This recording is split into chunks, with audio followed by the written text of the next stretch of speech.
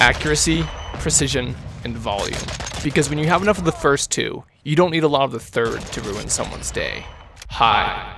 It's me, back in my first Call of Duty experience, and the way you bitches play I can already feel my blood caramelizing. I figured I could do a gun entirely different than the M4, but I unlocked this one that is also an M4, but the bullet is bigger, and said, that one. Taking a look at the absolute tap-firing machine that is the FTAC, I'm Six Snipes, and you're watching Gun Guy. The story of the FTAC Recon, or as I will from now on call it the FTAC, starts in Mogadishu, Operation Gothic Serpent, in the year 1993. The objective, nothing short of the tasked abduction and imprisonment of Somalian clan leader Mohammed Farah Adid in what the mission would quickly devolve into as one of the largest failed military operations on the part of the United States at the turn of the century, better known to the public as the Black Hawk Down incident. Special operations team members would get first-hand experience in heavy combat with the relatively new M4A1, with post-operations and formal discussion across the board being unanimous. The 5.56 lacked in power necessary to put a man down in one shot. Talc became law as a special contract was issued to Tepo Jitsu LLC and Tromix to design a cartridge with the ability to be utilized within the AR-15 receiver with minimal modifications, serving as a high-mass, low-velocity round capable of subsonic speeds once put through a suppressor. Eventually, research yielded case studies of a caliber designated 4.58 by 1.5-inch Barnes being utilized in suppressed bolt-action snipers in the Southeast Asia area during the Vietnam War. In imitation, a Desert Eagle 50 Action Express casing was necked up to support a far larger 300-grain round. The new caliber was born, designated the 4.58 Socom for special operations and command. By replacing the barrel and bolt assembly of any AR-15 type rifle, it could utilize this specialized bullet without even needing new magazines. Rather than a double-stacked 5.56, a standard 30-round Stay-Nat could hold 10 of the newer, bigger, and markedly quieter bullets. Now unlocking this thing and examining it in the firing range, I had no confidence that this would turn out to be anything aside from the archetypal annoying semi-auto rifle that doesn't do enough damage per click to win fights. However, as soon as I smoked the first guy point blank, I quickly realized this gun does not f*** around. The FTAC, while possessing more levels to rank up than the M4, has many inherent advantages over its smaller caliber cousin in this game. Sure, the capacity stinks and will never be particularly high, but being the only gun chambered in 4.83 Socom in the game, you do not need to use a ton of other guns to unlock most of the attachments and ammunition types. You do not need to figure out whatever the hell the Lockman 5.56 is in order to get frangible rounds like I do for the M4. I just need to use the gun I want to use. Also, having leveled the M4, multiple of its accessories such as barrels, stocks, and grips can be used once those slots are unlocked on the FTAC, giving more customization out of the gate. You can also unlock a 7x thermal optic, so that's kind of cool, I guess. Those are the niceties. Here's the realities. This gun is a battle rifle. It hits like a fucking truck. They can be over here or over there, and there is nothing stopping a bullet roughly the size of a large baby carrot converting their skull into a bull very quickly. You can get away with spamming at close ranges, but in longer engagements, it's important to spend time placing shots at range, even if they're shooting back at you. Either way, you are just clicking to win with this gun, and either because of aim assist or my personal analysis, because the bullets are so big it's harder to miss, you will probably hit most of your shots with any degree of competence. Aside from the obvious, how this changes it up from the M4s is a harder hitting, more precision-oriented weapon. You have here what is less of a pushy, aggressive bullet hose and more of a calculated zone enforcement tool. By parking my ass on any given choke point with high ground and cover, the quantity of kills I could rack up cannot by any rational means be labeled as fair, enough to deny any enemy pushes and surprise any stragglers or would-be bamboozlers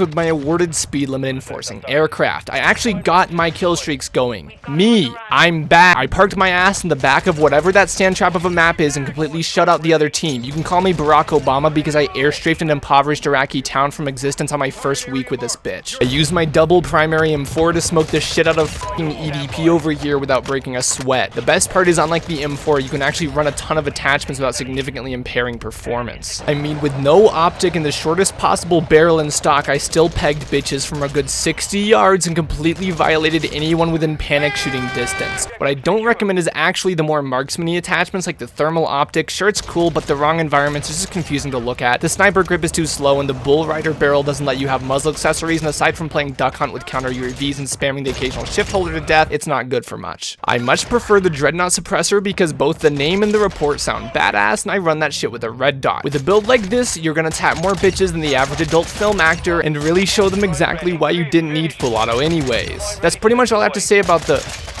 What? What?